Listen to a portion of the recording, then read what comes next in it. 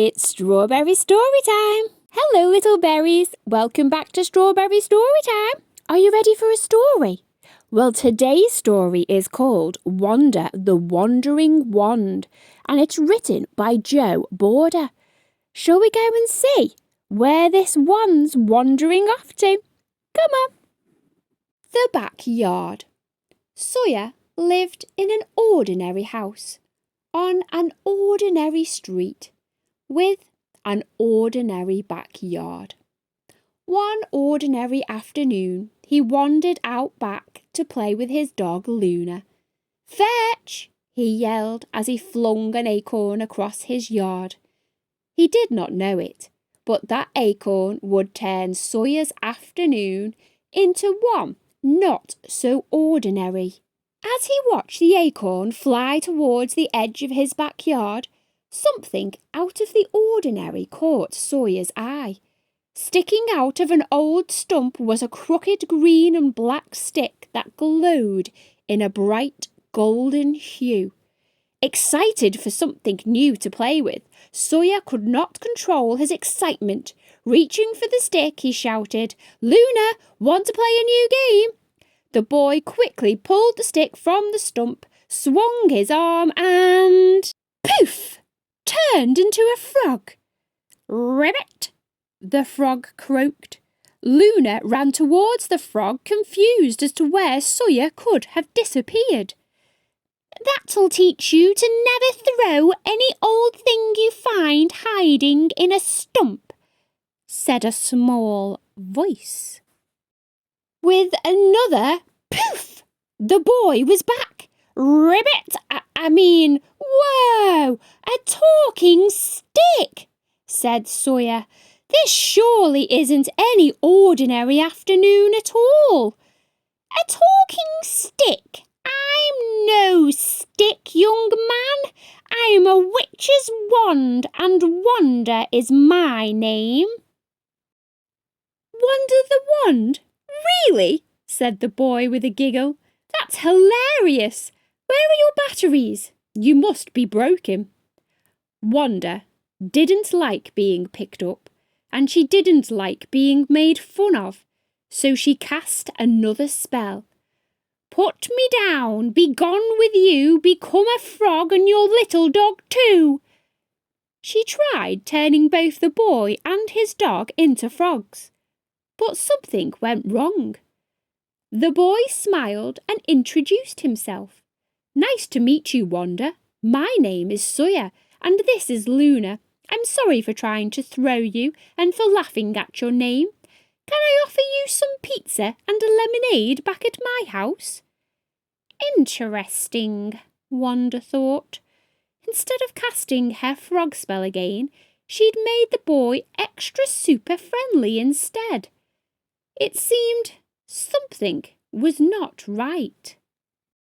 Earlier that morning, Wanda's witch Gertrude was brewing a new potion to create her next magic wand. As she dropped each ingredient into the cauldron, Gertrude chanted her spell. "A hair of cat to make it black, a scale of a gator for green, a touch of tongue to make it talk, and a snake to make it mean." "Drat!"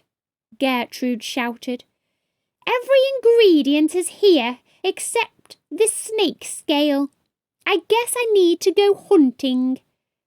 As Gertrude put on her snake-hunting shoes and walked out of the door, a salamander skin boot fell from the shelf and into the cauldron. A cloud of green smoke appeared, and Wanda emerged from the brew. With her new pair of feet, Wanda did what any walking wand would do. She wandered out of the hut in search of her witch. Wanda hadn't gotten too far from the hut when something hit her.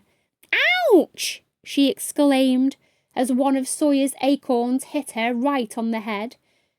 As she rubbed her noggin, she saw the boy and his dog wandering towards the swing set. Having never before seen a human, Wanda jumped into the nearest stump she could find and hoped to blend in.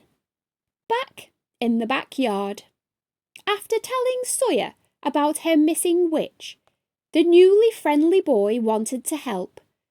"I'm sorry your witch is missing. You must stay with me until Gertrude can be found," said Sawyer as he stuffed Wanda into his pocket and ran inside. "I'll set the table for dinner, Mum, and clean up after too," Sawyer said. "Oh," said Sawyer's mother, who was surprised, as he rarely offered to do chores. "You sure are being extra friendly and helpful today." Sawyer gave his mother a large smile as Wanda grimaced. "Bleh, too friendly if you ask me, and they should be eating frog legs instead," she thought. As Sawyer went to grab the plates, Wanda snuck out of his pocket and went into the living room. She needed to find Gertrude so she could be fixed. The doggy door is the perfect escape, she thought, but Luna was sleeping right in front of the door. Wanda pointed her small finger at the dog and chanted, "I know a spell. Small is better. Turn into a feather." A cloud of smoke engulfed the room as feathers slowly fell from the ceiling. "Perfect. I'm not broken after all." But Wanda failed to notice the giant winged creature under the settled smoke. The dog wasn't just one feather. She now had many feathers on her newly giant wings. Luna had turned into a giant dog bird. Wanda felt her feet swoop off the ground with a whoosh. Wanda grasped Luna's paw as they flew into the kitchen. Sawyer and his mother watched as the dog bird swooped and spun around the room, finally flying out of the kitchen window. "Drat!" Wanda shouted. "My powers are still mixed up. I need to find Gertrude." Wanda let go of Luna's paw, landing right back on top of the stump she had jumped into earlier that day. "This is a nightmare. Gertrude could be anywhere. I'm so lost," Wanda exclaimed. Feeling defeated, she turned towards the path home to the witch's hut. Instead of the path she expected to see, a new trail appeared, along with a sign that read, "It's your lucky day. Snake Summit, one day only. Right this way to the Slithering Social." "Yes, finally, a break. Gertrude will surely be at the summit hunting for snakes," Wanda exclaimed, followed by, "Ouch!" A small crack appeared in her tip. Wanda had to watch her words. Now she was casting spells even when she wasn't trying.